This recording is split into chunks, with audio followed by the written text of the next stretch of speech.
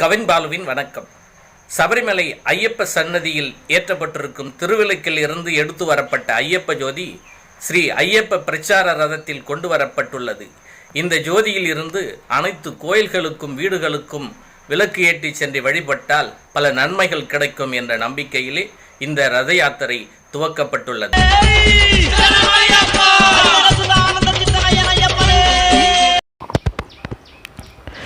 சபரிமலை ஐயப்ப சேவா சமாஜத்தின் தேசிய இணை பொதுச் செயலாளர் மற்றும் தேசிய ரத ஒருங்கிணைப்பாளர் சென்னை தமிழ்நாடு திரு துரைசங்கர் சாமி அவர்கள் மிகவும் சிறப்பாக சிறப்புரையாற்றினார்கள்.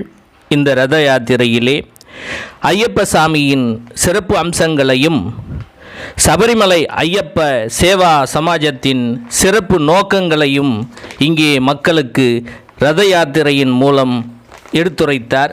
மிகவும் சிறப்பாக எடுத்துரைத்தார்.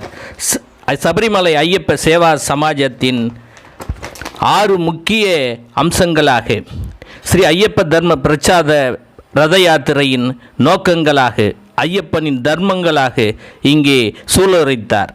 மக்கள் இதை ஏற்றுக்கொள்ள வேண்டும் என்று மிகவும் ஆவலாக தெரிவித்தார். மக்களும் அதை ஆவலாக அவருடைய பிரச்சாரத்தை மிகவும் ஆவலாக கேட்டு ரசித்தார்கள், உறுதிமொழி எடுத்துக்கொண்டார்கள். அந்த ஸ்ரீ ஐயப்ப தர்ம பிரச்சார ரத யாத்திரையின் ஐயப்ப தர்மம் நோக்கங்கள்: என் கிராமம், என் கோவில், என் தர்மம், என்னுடைய மண், என்னுடைய குடும்பம், என்னுடைய நீர்நிலைமை. என் கிராமம் என்ற தலைப்பிலே கிராமத்தில் இருக்கும் ஒவ்வொருவரும் தன்னுடைய கிராமத்தை முன்மாதிரி தூய்மையான கிராமமாக உருவாக்க உறுதிமொழி எடுத்துக்கொள்ள வேண்டும் என்று எடுத்துரைத்தார்கள்.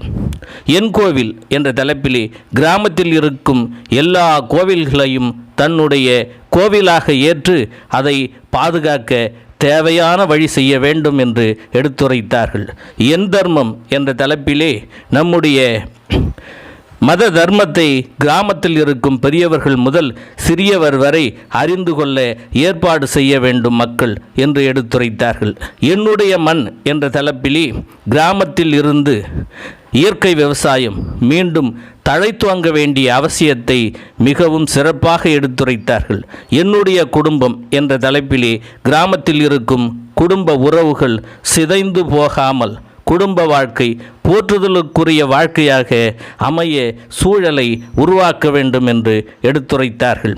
என்னுடைய நீர்நிலைமை என்ற தலைப்பிலே கிராமத்தில் இருக்கும் நீர்நிலைகளான ஏரிகள் மற்றும் குளங்களையும் பராமரிக்கவும் காக்கவும் தேவையான வழிவகைகளை மக்கள் செய்து கொள்ள வேண்டும் என்று இந்த ரத யாத்திரையின் மூலம் ஐயா அவர்கள் எடுத்துரைத்தார்கள்.